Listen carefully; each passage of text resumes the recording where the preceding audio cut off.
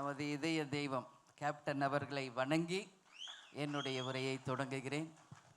இங்கே நான் யார் பற்றி பேச, எல்லாருமே எனக்கு கேப்டனை நான் திருமணம் செய்த நாள்ல இருந்து தெரிஞ்சவங்க தான். நீங்கள் சொன்னீங்க அலெக்சாண்டர்னு, இவர் பிறந்ததுலேருந்து எனக்கு தெரியும். சின்ன குழந்தையா இருந்ததுலேருந்து இவன் எனக்கு தெரியும்.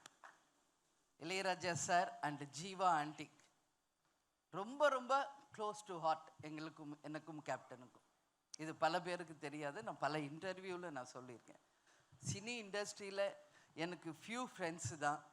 அதில் மிக மிக இம்பார்ட்டண்ட்டான ஃப்ரெண்ட் ஜீவா ஆண்டி தான். என்னோட inspiration, friend, close to heart. அப்போல்லாம் கேப்டனுடைய படங்கள், எல்லாருடைய படங்களும் ரிலீஸ் ஆகும். அப்போ நாங்களாம் ரொம்ப பிஸி, ஹீரோஸை விட ஒய்ஃப்ஸ், ஹவுஸ் ஒய்ஃப்ஸ். ஏன்னா ஜீவா ஆண்டி, இளையராஜா சார் எல்லா படத்துக்குமே ப்ரிவியூக்கு என்ன கூப்பிடுவாங்க. கேப்டன் சார் ப்ரிவியூனா நான் என் ஃப்ரெண்ட்ஸ் எல்லாரையும் நான் கூப்பிடுவேன். அந்த மாதிரி ஒரு பொங்கல், தீபாவளி அப்படின்னா என் தம்பி சுதீஷ் அண்ட் ஜோதி இங்கே இருக்காங்க. ஸோ எவ்வளோ ஒரு இம்பார்ட்டண்ட் அந்த டேஸ், கோல்டன் டேஸ் அப்படிங்கிறத நான் யோசிச்சு பார்க்குறேன்.